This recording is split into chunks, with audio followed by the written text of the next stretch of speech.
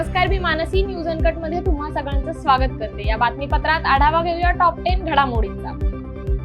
आम्ही मराठा समाजाच्या बाजूने आहोत। ओबीसींच्या आरक्षणाला धक्का न लावता ते आरक्षण देण्याची आमची भूमिका आहे, पण मनोज जरांगे पाटलांचं समाधान होतच नसेल तर आम्ही काय करणार, असं मत भाजप नेते गिरीश महाजन यांनी मराठा आरक्षण या मुद्द्यावर बोलताना व्यक्त केलंय। पालघर जिल्ह्यातील वाढवण बंदराचा मार्ग आता मोकळा झालाय। 76,200 कोटींच्या प्रकल्पाला केंद्राची मंजुरी मिळाली। पालघर जिल्ह्यातील वाढवण येथे 12 बंदराची उभारणी नव्याने करण्यास केंद्रीय मंत्रिमंडळाकडून मंजुरी मिळाली आहे। मोदी सरकारच्या तिसऱ्या कार्यकाळात झालेल्या पहिल्याच मंत्रिमंडळ बैठकीत राज्यातील या प्रकल्पाला मंजुरी मिळाली। त्यामुळे आता जगातील पहिल्या 10 बंदरांपैकी एक म्हणून हे बंदर उभं राहील। आज रायगडावर 351वा राज्याभिषेक सोहळा साजरा झाला। सकाळी 8 वाजता ध्वजारोहण, त्यानंतर मुख्यमंत्री यांच्या हस्ते राज्याभिषेक सोहळा पार पडला। दरम्यान गडावर मोठा पोलीस बंदोबस्त तैनात करण्यात आला। एकीकडे पावसाची रिमझिम सुरू असून शिवभक्त मात्र तेवढ्याच उत्साहात गडावर दाखल होताना दिसतात।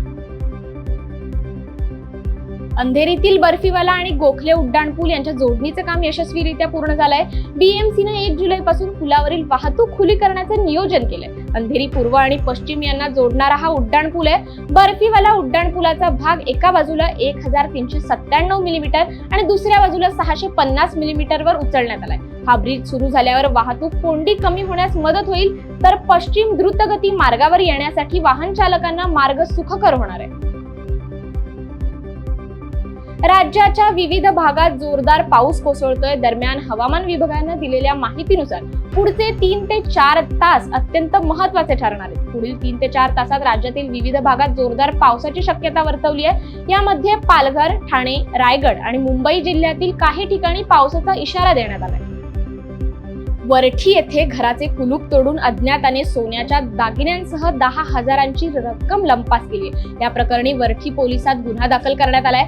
सुभाष वार्डे येथील रहिवासी शेख यांची तब्येत बरी नसल्यामुळे मंगळवारी रात्री त्यांना रुग्णालयात भरती करावं लागलं। दरम्यान घरात कोणीही नव्हतं। याचाच फायदा घेत चोरट्यांनी मध्यरात्री घराचे कुलूप तोडून अलमारीतील ठेवलेल्या 5 ग्रॅम सोन्याच्या अंगठीसह 10,000ची रक्कम लंपास केली। सकाळी ते घरी परतले असता चोरी झाल्याचे लक्षात आलं। या प्रकरणी तात्काळ वरठी पोलीस अज्ञात आरोपी विरुद्ध गुन्हा दाखल करण्यात आला असून पोलीस चोरट्याचा शोध घेत आहेत। शेतीच्या मशागतीसाठी ट्रॅक्टरनं जात असताना चालकाचं त्यावरील नियंत्रण सुटलं। यावेळी ट्रॅक्टर टेकेपार उपसा सिंचन प्रकल्पाच्या नहारात कोसळला। या अपघातात ट्रॅक्टर उलटा झाल्यानं त्याखाली चिरडून चालकाचा मृत्यू झाल्याची घटना भंडारा जिल्ह्यातील सिल्ली इथं घडली। कैलास बावनकुळे असं अपघात मृत पावलेल्या चालकाचं नाव आहे। सर्वोच्च न्यायालयाने प्रतिबंधित केलेल्या जीवघेण्या सुगंधित तंबाखू, पान मसाला, विविध प्रकारचा गुटखा विक्री आणि वाहतुकीस प्रतिबंध असताना छत्रपती संभाजीनगरमध्ये मात्र सर्रास विक्री केल्या जातात। कन्नड शहरासह जिल्हाभरात मोठ्या प्रमाणात हे प्रतिबंधित पदार्थ विक्री केले जातात। त्यामुळे अन्न व औषध प्रशासन विभागासह पोलीस प्रशासनाकडे याकडे लक्ष देत का नाहीत, हा प्रश्न गंभीर निर्माण झालाय। प्रशासनाने या गुटखा विक्रेत्यांवर तातडीने कारवाई करावी अशी मागणी नागरिकांकडून केली जाते।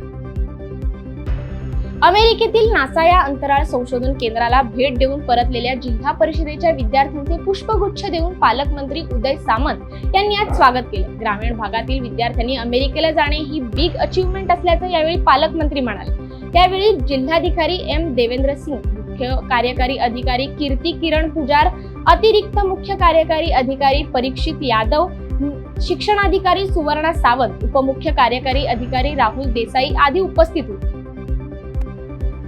मध्य प्रदेशच्या इंदोर येथे सुरू असलेल्या अस्मिता राष्ट्रीय खेलो इंडिया महिला लीग वेट लिफ्टिंग स्पर्धेत मनमाडच्या महिला वेट लिफ्टर्सनी 3 सुवर्ण पदकांची कमाई केली असून जय भवानी व्यायाम शाळेच्या पूजा परदेशी हिने 64 किलो वजनी सिनियर गटात 1 सुवर्ण, तर आकांक्षा व्यवहारे हिने 2 सुवर्ण पदक जिंकली असून या स्पर्धेवर मनमाडच्या वेट लिफ्टिंग पटूचा बोलबाला पाहायला मिळतोय। वेळ झाली आहे टॉप 10 मध्ये, इथेच थांबायची। पाहत राहा न्यूज अनकट।